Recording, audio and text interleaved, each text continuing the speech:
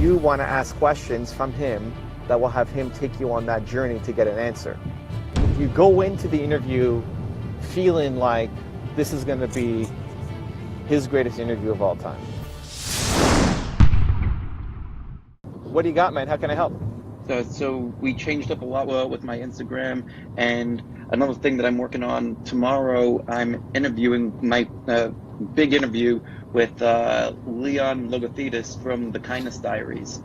Okay. Bo helped put that together. I'm going to be interviewing him on IG Live, and I was sending out emails and trying to put together some promotional stuff to get out to people. Any advice for this interview for tomorrow? Like part of what I'm thinking for direction, like I did a lot of research on him. I watched the shows, both seasons.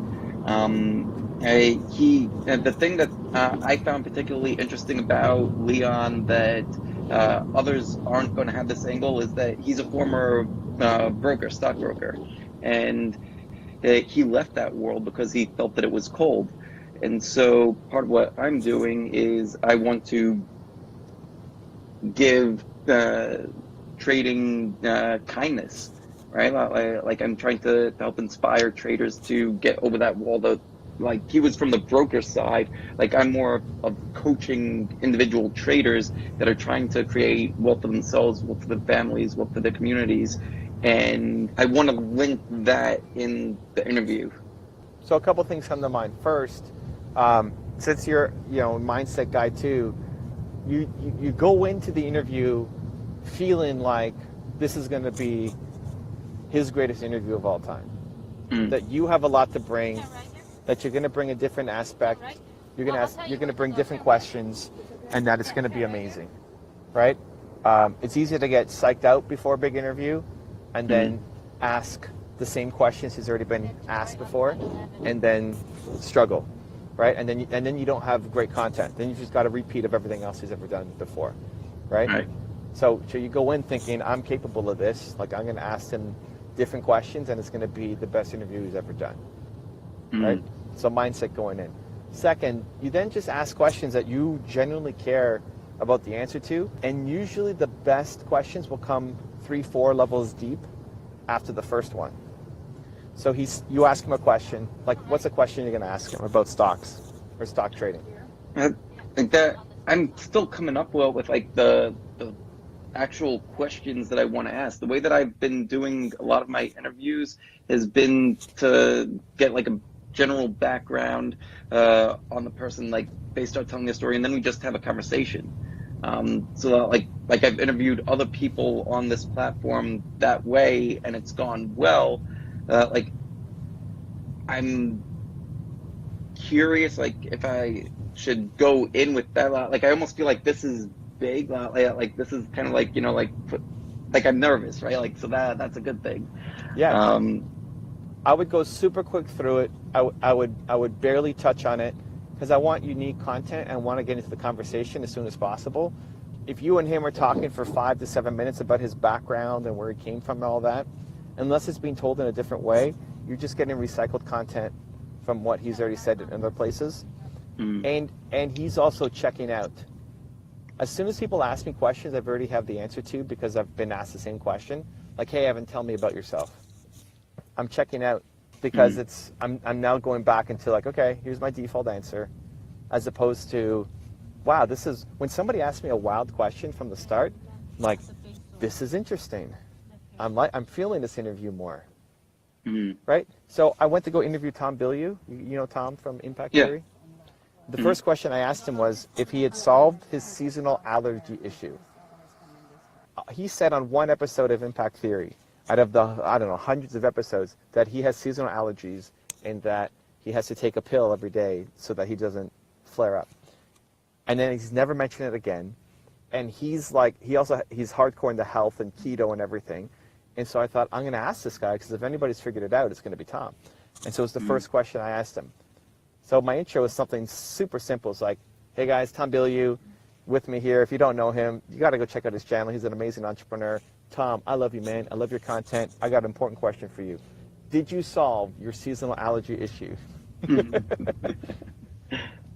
And right away, it's going to be unique content, and it puts him in a different frame of mind of, okay, this is going to be a different kind of interview than what I normally get. I would rush through the intro as much as possible. Just point out the pieces that are relevant to your audience, which will be traders. Like, hey, you may know this guy because he's done XXXXX, but he's also been a successful trader, and he did Y. Thank you so much for being here, man. My first question to you is, boom. And then you hit him with something that you personally care about that you don't know the answer to. So what would you ask them that you care about that you don't know the answer to? Got to think about that. Why are you pumped to have him on? Why do you want to have him on? Like, who cares? No, seriously, no. Like, why? Besides him being a name, great, but like, why do you want to have him on your show? His experiences that like he's toured the world and on $0, right? And he's experienced kindness from people that you wouldn't expect to get kindness from. Like in his travels, he would get passed up by not like Wall Street people, or like people that seem like, oh yeah, well, like throw him a couple of bucks for gas or whatever. But he ended up getting more kindness from people that were homeless, inviting him to stay in like their little community and giving them their clothes so that way he could stay warm that evening, and giving them their food. And this is from homeless people. Okay, great. So you know that story about him. What do you want to ask him about that? Like, what are you curious about after hearing that about him? He left the trading world because he felt that it was cold. I'm curious, like if any of that has changed, or if this is like a different perspective, or like does he see money as superfluous, or does it matter? Right? Like because like I'm trying to help people create more wealth for themselves. From what he's seen, like does he feel that it's like no, this isn't the path at all? Like here's something completely different. Great. So that's your first question. All the Like, part. does that sound interesting? Like I don't know. Like that. Yes, sounds... dude. If it's interesting to you, then. But here's the thing. Okay, so your whole intro, the intro is what you just told me about him. So the intro is, I love this guy because he was a super successful trader, but he traveled the world and he received all sorts of kindness from people, and the most kindness was from homeless people, not people who had money. And I'm super pumped to have him on the show because I love talking kindness as well. My first question for you, man, is, do you think money even matters? Like, I know you left trading because you thought it was cold, and honestly, in hearing your story, I start to even question myself. Like, what am I doing? Because I'm teaching people how to make more money in the stock market. What do you think about money? And you make it about you and personal. So now he's coaching you. He's giving you his advice. And now he's going to say something back, and then you keep pulling on that thread 4 or 5 questions deep, because he's going to say something that may not fully make sense. And so you ask a second question after that, and a third question. You keep pulling on it until you gain some satisfaction. So either you get to the point where you think, wow, everything I'm doing is totally wrong. And I need to go into like question my life. Or you get to, no, that was his style, and he found his way, and you're comfortable finding your way, and this is your path, and it's amazing. Right? You want to ask questions from him that will have him take you on that journey to get an answer. And then as you get an answer, it's interesting, but it's also guiding the people who are in your audience to get an answer for themselves as well. That's great. Yeah, so you're making it about you, right? And something that you're super interested in. And then he's coaching you through. But if I don't know the story, your part of it, if I don't feel the emotional, like, I hear you talk about money and I feel like, I don't know if I'm doing the right thing. I feel your emotional connection to the answer, then it becomes a super powerful interview. And he's going to care a lot more because he feels like, wow, this guy is really about the change here, instead of a normal reporter who's just asking the same 8 to 10 questions that he always gets asked. So it has to be personal about you.